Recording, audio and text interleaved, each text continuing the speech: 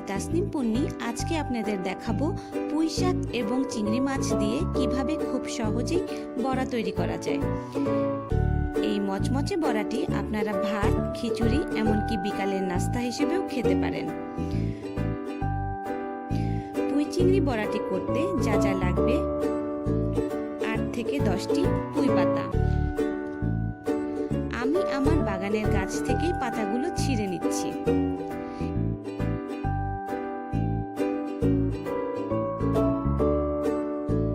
এবার ভালোভাবে ধুয়ে নেব।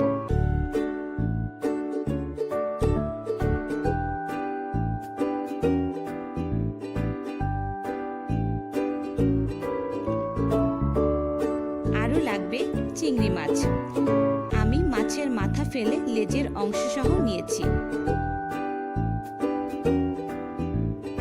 সয়া সস 2 চা চামচ,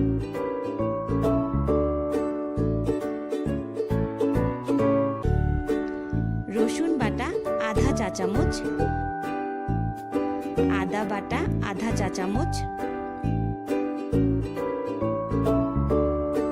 মরিচ গুঁড়া আধা চা চামচ, গোলমরিচ গুঁড়া আধা চা চামচ, বেকিং পাউডার আধা চা চামচ। আপনারা চাইলে চালের গুঁড়াও দিতে পারেন। ময়দা 2 টেবিল চামচ। এবার আমি ভালোভাবে মেখে নেব।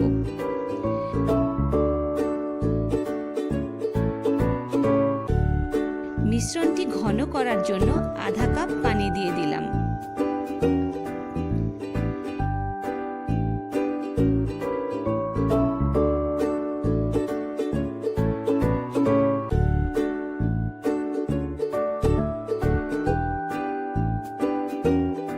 এবার ফ্রাই প্যানে তেল দিয়ে দিলাম।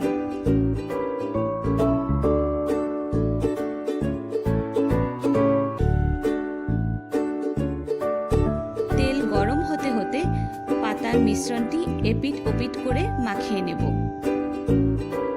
চিংড়িগুলো ছোট ছোট দেখে আমি 2-3টি করে নিচ্ছি। মাঝারি সাইজের চিংড়ি হলে একটি করে দিলেই হবে।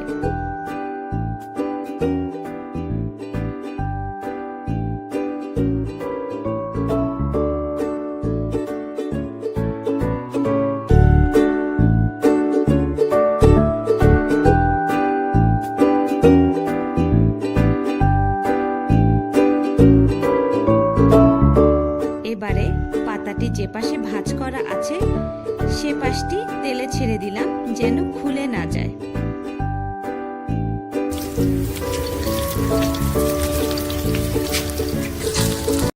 এক পাশ হয়ে গেছে, এবার উল্টে দিচ্ছি।